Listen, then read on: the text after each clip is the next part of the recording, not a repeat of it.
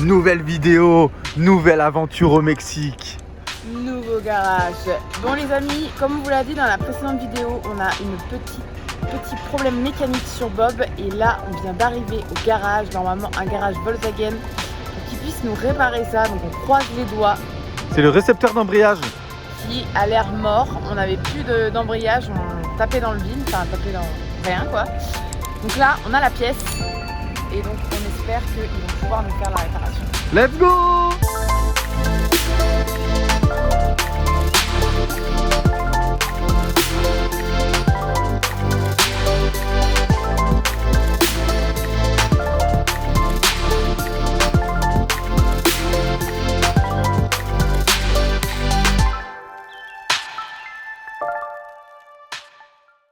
Les premières galères au Mexique.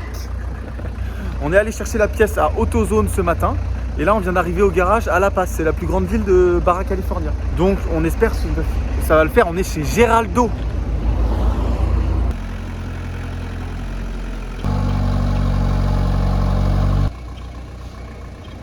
C'est bon, Bob est en place. On va le laisser ce matin pour la réparation. Et on reviendra le chercher tout à l'heure. En espérant que ça fonctionne. Et pour ceux qui découvrent nos vidéos surtout, n'hésitez pas à vous abonner, ça nous fera plaisir. Et on attend le monsieur pour lui expliquer notre problème. Et il y a Juju. Les premières galères au Mexique. Les amis, je vous montre la pièce qui est cassée. Le récepteur d'embrayage. Et on en profite pour faire la vidange, la deuxième vidange du voyage. À 19 000 km de voyage. On atteint bientôt la barre des 20 000 km. C'est bon les amis, Bob est réparé. Geraldo, il nous a fait la vidange plus la réparation du récepteur d'embrayage pour la modique somme de 150 €. Et maintenant, Bob est au petit soin chez le laveur d'auto, Laundry for Auto. Juju, Bob est réparé Ouais. et bientôt fini de nettoyer. Voilà, il était vraiment temps parce que ça fait très longtemps qu'on ne l'avait pas fait et il était vraiment trop sale avec toutes les pistes de sable Mexicanos. qu'on a fait. Il était vraiment trop sale. Là, on lui a refait une petite beauté là. Là, il est comme neuf, Il est luisant. sorti d'usine quoi. Bob il brille, Bob qui brille de mille feux. De milos fuegos, los amigos. Ensuite on va rejoindre nos copains au camping pour une soirée des au revoir avant qu'on prenne le ferry lundi pour traverser 3000 km jusqu'au Yucatan avec nos copains Maud et Nico.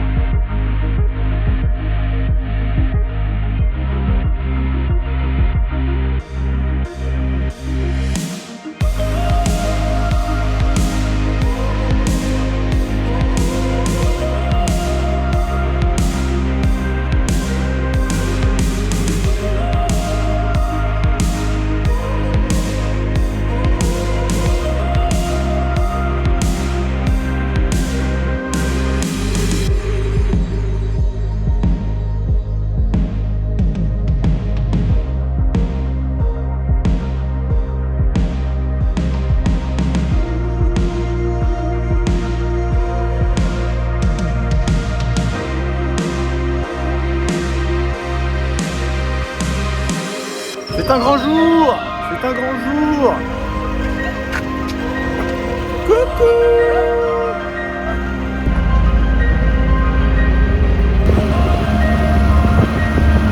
Ça y est les copains, c'est le grand jour!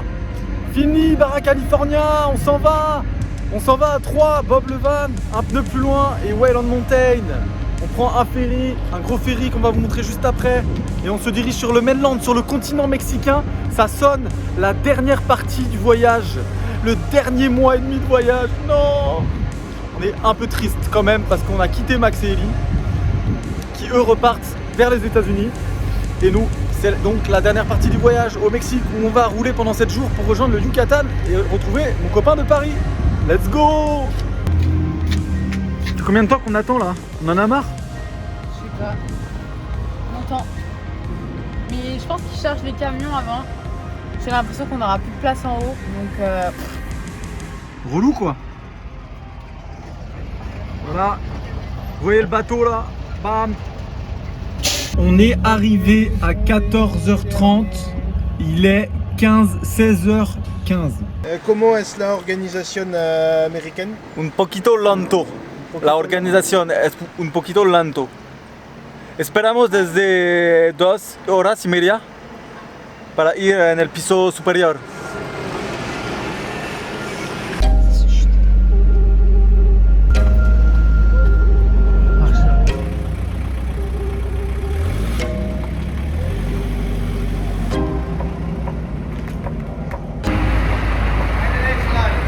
Ça y est, on est garé après presque 3 heures d'attente.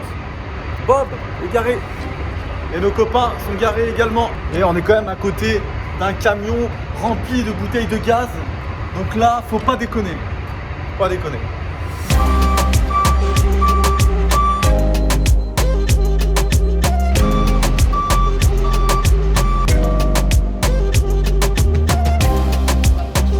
Let's go!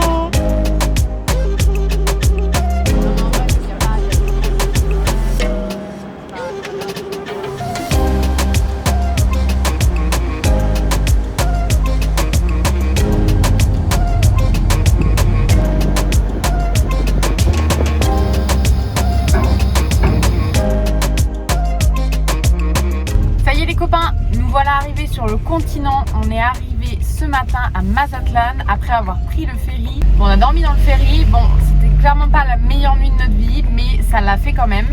Et donc là, voilà, ça y est, on est enfin sur le continent. On est à Mazatlan et dans le Sinaloa et on prend la route. Et donc pour ceux que ça intéresse, le ferry, on est passé par la compagnie TMC et donc on a payé en tout à peu près 360 €. Donc on paye pour le véhicule qui comprend aussi un passager plus un autre passager. On avait 2 repas compris. Et on peut nous dormir dans le véhicule, donc ça c'est assez pratique, comme ça on n'a pas besoin de louer de cabine. Donc voilà les copains, vous allez nous suivre dans les prochains jours sur le vrai Mexique, le Mexique du continent. Bon matin les copains.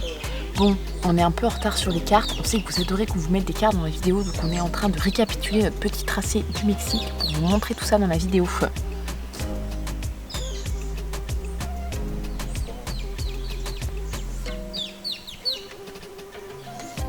Alors voilà ce qui nous attend les copains pour la traversée du Mexique pendant les 7 prochains jours. On démarrera la traversée depuis la ville de Mazatlan dans le Sinaloa jusqu'à la ville de Chetumal dans le Quintana Roo. Une traversée de 2400 km avec une pause dans la ville de Puebla pendant 2 jours. On traversera un certain nombre d'états, beaucoup d'états, en passant par le Sinaloa, le Nayarit, le Jalisco, le Michoacán, Mexico City, Hidalgo, Puebla, Veracruz. On passera également dans le petit état de Tabasco, puis Campeche, puis le Quintana Roo. Et le Quintana Roo signera la fin de la traversée du Mexique avant d'entamer la boucle du Yucatan pour visiter pendant presque 2 ou 3 semaines le Yucatan. Vous savez tout sur notre traversée du Mexique.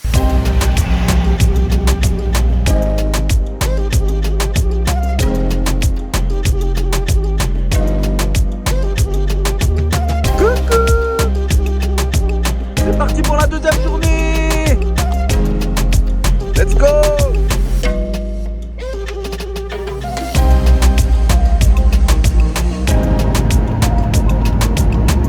On roule toujours en direction de Morelia.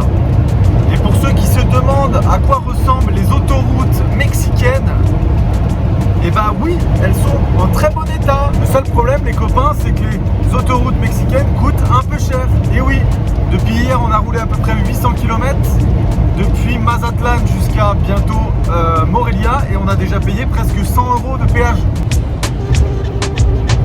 Et il y a l'armée aussi, la Guardia Nacional, la Guardia Civil, bref, l'armée carrément même. Enfin, bref, il y a des flics, des contrôles tout le temps au péage et tout. C'est quand même plutôt bien fait.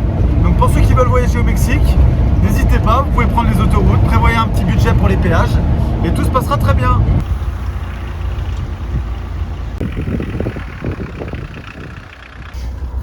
On est arrivé. Putain, je suis dead. 7 heures de route compris pause. Horrible. Hello les copains, nous voici dans la ville de Puebla, capitale de l'état de Puebla, ville construite en 1531 par les Espagnols pour les Espagnols qui voulaient construire une ville entièrement pour eux, beaucoup moins chaotique que les villes mexicaines. On est environ à la moitié du chemin qui nous mène jusque dans le Yucatan. On a parcouru environ 1200 km. On fait une pause dans cette magnifique petite ville de Puebla. On va visiter ça pendant 2 jours et on reprendra la route après-demain pour faire les 1200 derniers kilomètres jusqu'à Balacar Chetumal dans le Yucatan. Au programme, visite de la petite ville de Puebla, les marchés, l'artisanat, les missions, les églises, les points de vue sur les volcans. Ça va être magique. Et là, il y a un mirador et apparemment, il y a une vue sur la mythique église de Cholula avec vue sur les montagnes et le volcan en arrière-plan. On voit l'église ? On va aller voir le petit point de vue tout en haut avec vue sur le volcan et ensuite on prendra un taxi pour 110 pesos, soit environ 5 € pour aller dans la ville de Puebla.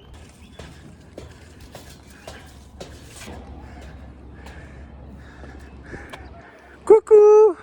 Regarde, on pense que peut-être le volcan est là-bas. L'église et le volcan. Exceptionnel. Vous fumez tellement mort. Le taxi. Hola! Hola! Hola! Nous y sommes les amis! 30 minutes de taxi. Nous voici sur la place principale dans le centre historique de Puebla avec la magnifique cathédrale, avec les tours les plus hautes du pays, les plus hautes du Mexique.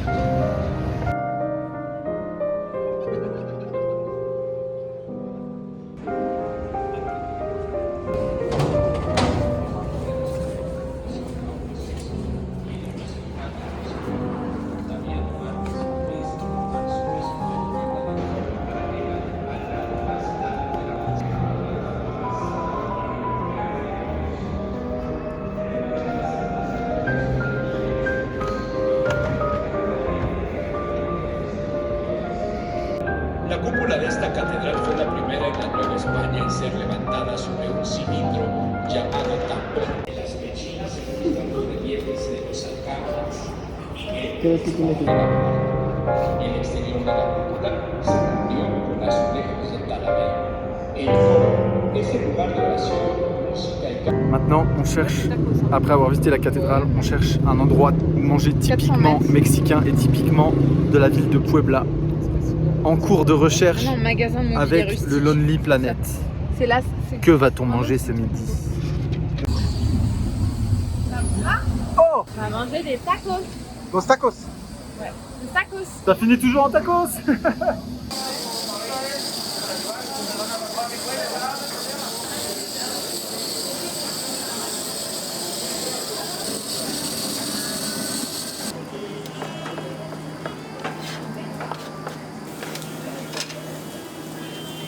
On va manger un truc typique de la région de Puebla. C'est un pain de pita avec de la viande comme un kebab. On va se régaler. On va se régaler, ça va être trop bon. Exceptionnel ce tacos. Vraiment les tacos au Mexique, c'est un peu épicé, paprika. Et ensuite tu rajoutes ta petite sauce. Mexico. Une autre spécialité du Mexique et de Puebla particulièrement, les magasins de confiserie qui s'appellent Dulces Tentaciones, la Tentación. Il y a des sortes de petits biscuits ronds, un peu comme des cookies, mais je ne sais pas à quoi c'est. Ils vont nous expliquer. On va goûter la spécialité la plus typique, c'est les petits tartelettes, les tortillas de Santa Clara. C'est des tartelettes aux graines de courge. Ça ressemble à ça. On en a pris qu'une parce que là, on n'est pas sûr. On teste. On teste. Hein. Bon, les amis. Autant les tacos étaient complètement fous, mais ce petit biscuit n'est pas à la hauteur de nos attentes. En fait, c'est un biscuit, même pas on sent la graine de courge, c'est juste un biscuit avec une crème au sucre. Genre juste du C'est sucre. vraiment 100% sucre. C'est 100% que du sucre. Ça a le goût de sucre. Alors? Oui, c'est mieux, mais c'est pas non plus exceptionnel, quoi. Après le tacos et les confiseries, on se trouve désormais à la fabrique Talavera. C'est une petite fabrique de poterie connue nationalement au Mexique pour exporter toutes ces poteries dans l'état entier, voire même internationalement. Ça s'appelle la Talavera. Talavera. C'est un peu ce qui fait la renommée de cette ville de Puebla, cette fabrique.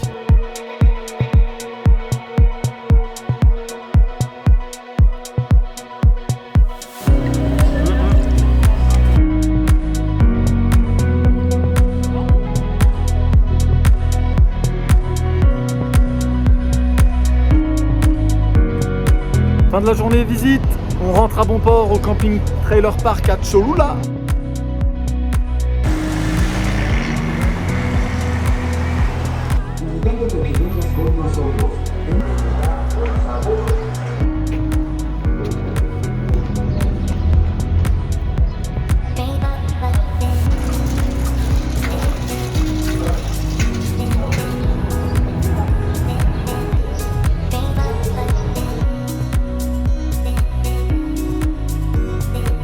Nous y voilà.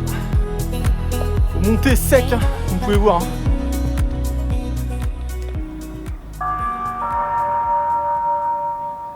Les amis, on se trouve devant le volcan Popocatépetl qui est dans l'état de Puebla et qui culmine à 5426 mètres d'altitude, qui est la deuxième plus haute montagne du pays après le pic d'Orizaba, un autre volcan.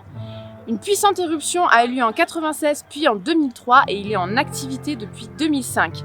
Il est faiblement explosif mais il a des conséquences localisées et ces éruptions menacent plusieurs dizaines de millions d'habitants vivant à proximité des agglomérations de Mexico et de Puebla. Nous y voici devant la fameuse église Nuestra Señora de los Remedios, construite en 1594 par les Espagnols sur la pyramide la plus large du monde avec 400 mètres à la base. Et elle a été découverte à la suite de 28 années de fouilles dans les années 1930. Les archéologues ont découvert que l'église n'était pas construite sur une seule pyramide, mais sur 6 pyramides, chacune représentant une civilisation différente, ayant habité Cholula dans les années 500 avant Jésus-Christ, faisant de Cholula la plus ancienne ville du Mexique. C'est fou, non? L'église et le volcan derrière.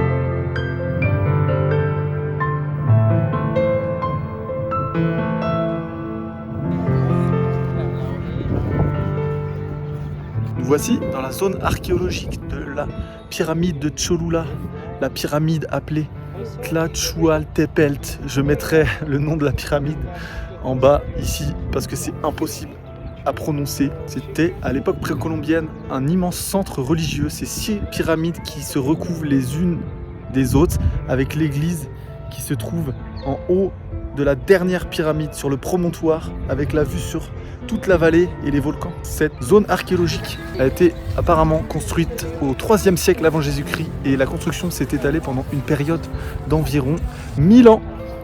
Voilà les copains, c'est un des plus grands sites archéologiques au monde et la pyramide la plus grande du monde et un des sites les plus gros jamais construits par l'homme. C'est fou d'être là. Donc le site qu'on est en train de visiter là ressemble à la fameuse pyramide de Teotihuacan. C'est un alignement de murs inclinés et ensuite murs droits comme le site de Teotihuacan. Mais à Cholula, les habitants ont ajouté des trucs pour que ça fasse quand même un style un peu différent.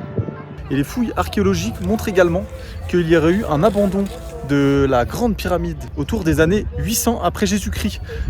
Il y a plusieurs hypothèses qui pourraient justifier cet abandon, notamment une qui concernerait l'éruption du volcan Popocatépetl.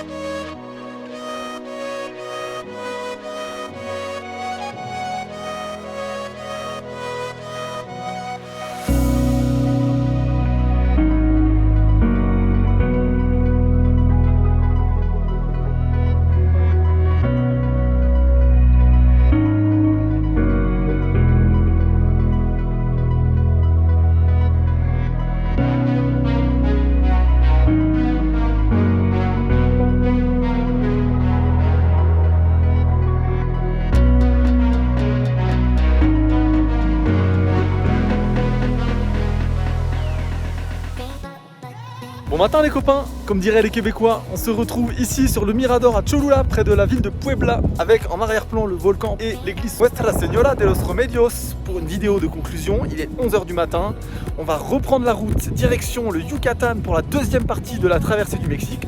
On espère que cette vidéo vous a plu. On vous donne rendez-vous dimanche prochain pour une nouvelle vidéo. N'oubliez pas de vous abonner, de liker, de mettre un petit commentaire et surtout d'activer la cloche si vous voulez recevoir les notifications des prochaines vidéos. Des bisous, ciao!